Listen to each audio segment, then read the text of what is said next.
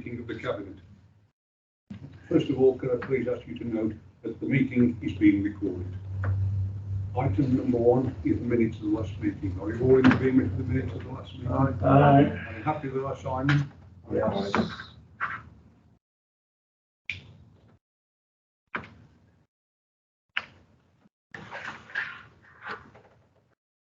Are there any apologies for today? I think everyone's here on that. No apologies. No apologies.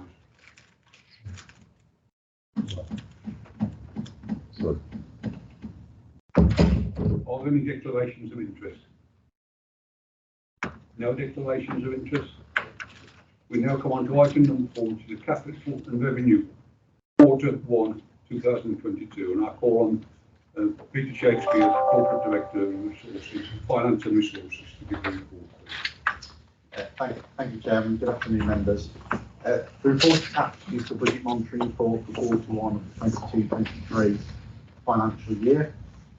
Some of the headlines that I'll just pick out rather than reading the full report.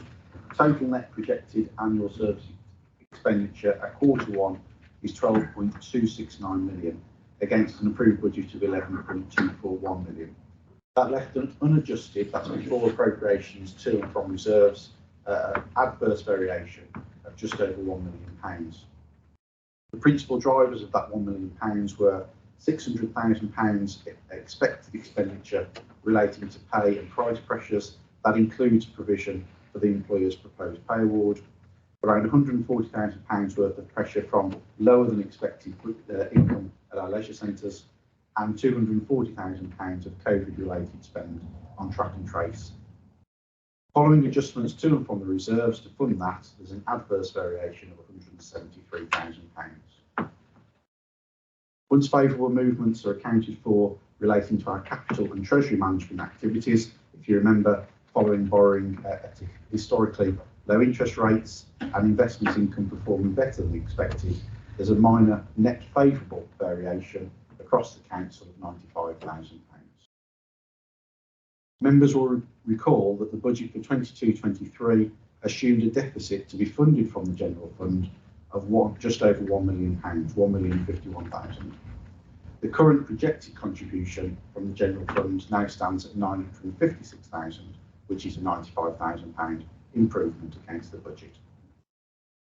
Looking ahead to the remainder of the year and beyond, rising inflation will continue to be a risk for us. At the quarter 1 position, the pay and inflation reserve that we created at the end of 2021 is fully allocated. So as such, any further inflationary pressures that impact on service provision will impact the general fund position. And that will also be a significant pressure on the NTFS into the coming years. Happy to take any questions. Thank you very much. Has anyone got any questions, Mr. Shakespeare?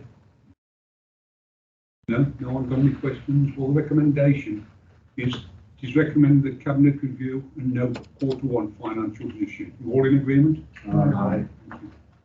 There's no other business to raise, so that closes the meeting. Thank you.